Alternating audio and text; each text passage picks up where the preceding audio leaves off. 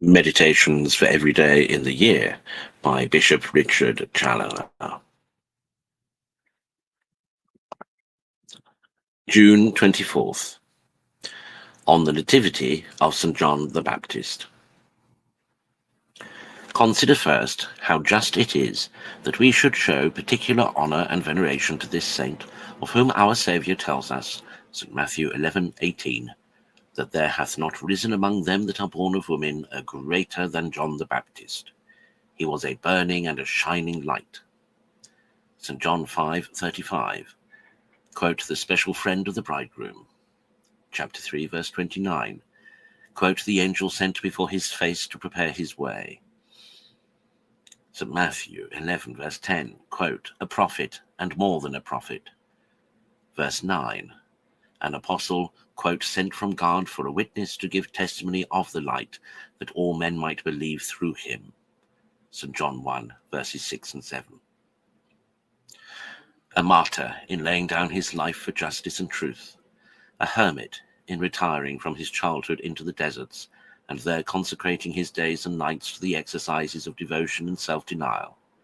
A zealous preacher of penance, to reclaim sinners from their evil ways, and to prepare them for Christ, a virgin by the perpetual purity of his life.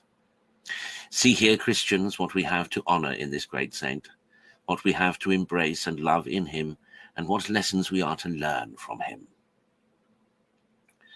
Consider, secondly, that in other saints the Church honours the day of their departure out of this transitory life, which she celebrates as their birthday, because on that day they pass from their dying here below to their true life with God above, and are happily born there where they shall never die.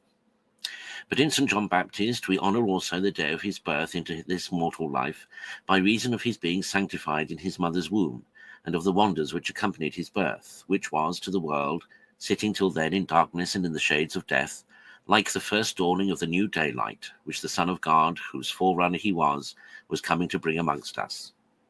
Therefore we rejoice in his nativity as an angel foretold, Luke 1:14, and glorify the author of all these wonders by celebrating with love and gratitude this birth of St. John as a prelude of our redemption. See, my soul, if these be thy dispositions of this day. Consider, thirdly, that St. John was saint from his birth. He always preserved his innocence and wholly dedicated himself from his very childhood to the love and service of his Maker. To this end he retired when very young to the wilderness, to fly the corruptions and distractions of the world. The child grew, says St. Luke, chapter 1:80, and was strengthened in spirit, and was in the deserts until the day of his manifestation to Israel. Happy they that wholly consecrate themselves from their tender years to divine love. Quote, oh, how good it is for a man when he hath borne the sweet yoke of the Lord from his youth. Lamentations 3:27. O my soul, that we have been so happy. Let us begin now at least, and from this moment let us dedicate ourselves to be servants of divine love henceforth and forever.